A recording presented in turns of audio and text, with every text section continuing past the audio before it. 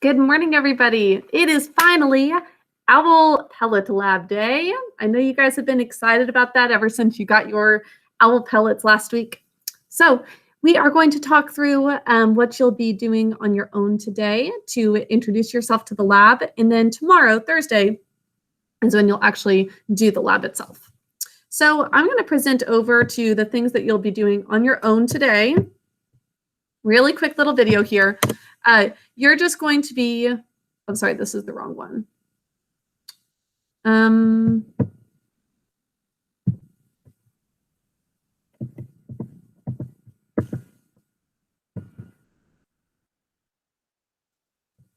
Okay, so I will have this posted in Bright Thinker for you to look at.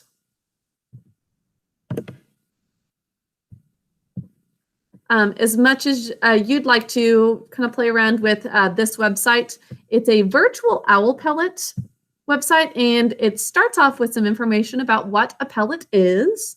It also tells how pellets form, what's inside a pellet. Are pellets important? It's got dissection directions, but I'm also going to have a separate video for you to watch. But just a little overview of this. So bird pellets are the undigestible remains of a bird's diet. So owls eat their food whole because they don't have any teeth to chew something. So they just swallow it whole. And the pellet is going to encase the parts of the food that are undigestible. So certain parts are digestible that the bird can just digest in its nutrients for their body, and it's good energy for them. And then there's the undigestible part, and that ends up being in the owl pellet, like the bones, because owls can't digest the bones. They eat them, but then they have to spit them back up. So how do pellets form? As you can see here, this owl is catching its prey, eating it. There's that pellet that's forming, and then back out. Now, before an owl pellet can start to be formed, the owl must first catch its prey. Owls are carnivorous. They eat birds, moles, mice, rabbits, skunks even, frogs, insects, and much more. So rabbits and skunks, pretty large. Depending on the type of owl, they can eat pretty large mammals. So they swallow their food whole. And for digestion, it says here, after the owl's meal, the food travels down the esophagus and then through the proventriculus before arriving in the gizzard.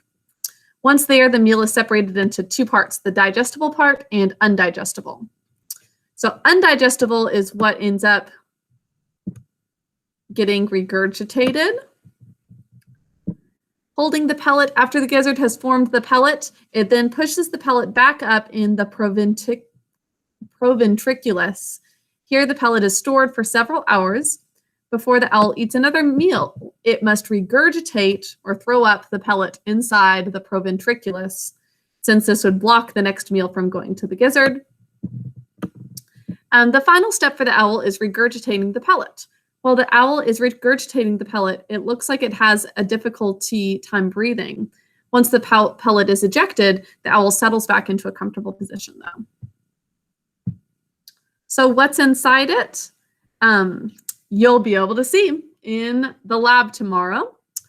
Now it says, look for clues such as grain, pine needles, rocks, or dirt, all of which tell an important story about where the owl is dining. One can even determine regions where owls come from.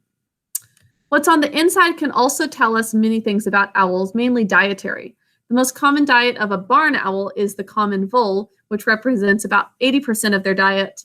The remaining 20% is where all of the variety comes in, and researchers have identified prey ranging from snakes to crawfish to different scrumptious insects.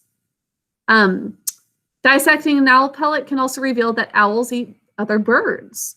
If the owl consumed a bird, the feathers of their prey will be found in the pellet. So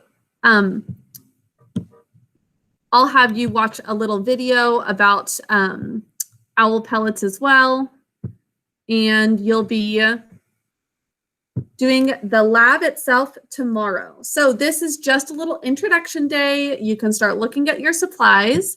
You should have the owl pellet itself, which has been cleaned. You can use your bare hands. Definitely wash them afterwards, but you can use your bare hands. You could also put on some rubber gloves if you have them and take it apart. You've got some tweezers with you so that you can start to pick things out with those tweezers, and a magnifying glass to look at the bones more carefully. And you've also got some like toothpicks and other things to sort of take out or clean up the bones and just take apart all the things that are inside that owl pellet. Okay, so you can look at the website that I just was reading from today, get your supplies ready, and we'll do the actual lab tomorrow. You can get a head start on it if you are ready for it, and if you've already watched the video telling you what to do for the actual dissection.